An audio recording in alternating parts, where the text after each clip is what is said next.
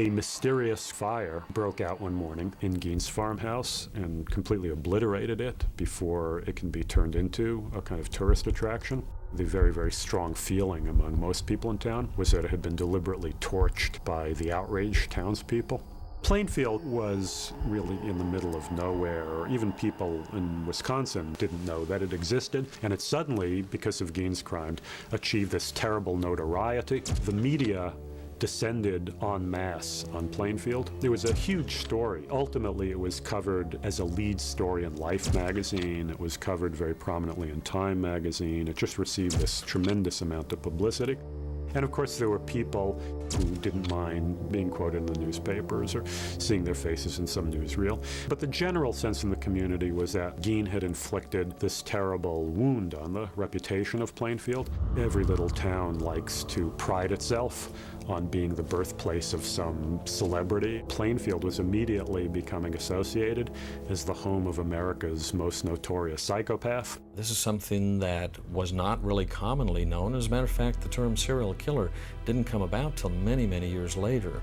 Most serial killers are psychopaths, which is to say they are very, very, really frighteningly rational people, but people who have no human conscience and no capacity for remorse, and who just see other human beings as objects to be manipulated and exploited and used for their own depraved purposes. It's impossible to feel any sort of sympathy for a Ted Bundy or a John Wayne Gacy. They were just out-and-out monsters. And even though Gein has been turned into a monster in our imaginations, you know, the real man had a lot that was very, very, very pitiable and pathetic about him. Very rarely would somebody develop into this kind of a personality without suffering some tremendous abuse themselves. He certainly didn't seem to be schizophrenic in the traditional sense. Most schizophrenics begin to show signs of their mental illness in the early 20s, and it was not until Eddie Gein was even 39 that his mother died, and it was thereafter that he seems to have begun his reign of terror. Gein, as it turned out, was actually psychotic, which meant that he had this very, very, very severe psychological condition in which he was subject to various sorts of hallucinations. He would see things, he would hear things, he would smell things. We do know that there are certain characteristics that we see in the early childhood development. The failure of the individual to develop through the normal psychosexual stages. There's a little boy in most serial killers who are acting on impulses that civilization is supposed to take care of. We don't do that. Also, there's the fact that I think it's a sexual experience for them. Some men ejaculate while they're killing somebody. And it seems like an extreme way to have that pleasure at the cost of somebody else's life.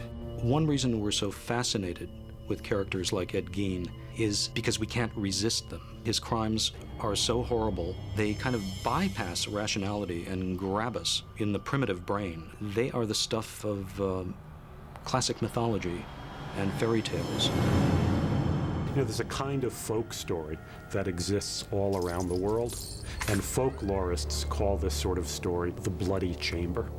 And these are stories about places where people are warned not to go. And in all these bloody chamber stories, what is ultimately discovered in this forbidden place, it's a room filled with the dismembered body parts of the monster's former victims, and you are next. Ed Gein is the boogeyman.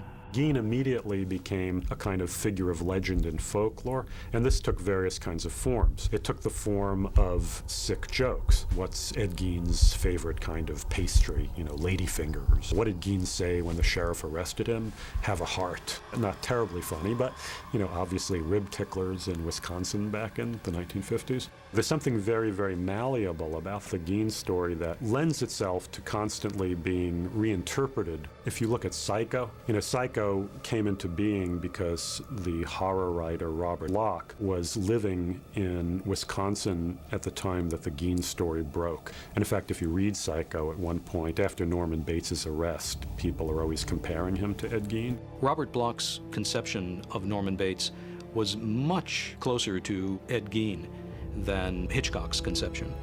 Hitchcock, for obvious commercial reasons, wanted to cast attractive, well-known stars. The Norman Bates in the book was a man in his 40s who wore big, thick glasses. He was kind of unattractive. The kind of person nobody would ever dream could be capable of these crimes, and that's, of course, exactly why he got away with them. I began to describe the way I thought Norman Bates should be. Hitchcock smiled and he said, "Anthony Perkins?" And I said, "Absolutely." Even though Stefano did break with the middle-aged, unattractive Norman Bates, I think he created a more powerful icon. The Boy Next Door is infinitely more frightening. The movie came out in the early 60s, but it's really a book that reflects the 1950s, this very, very rigid, puritanical, repressed sexual code, and then lurking underneath this, all of this prurient interest in dirty stuff. That's the aspect of the Gein case that Bloch and then Hitchcock take from it in creating Psycho, is that schizoid element.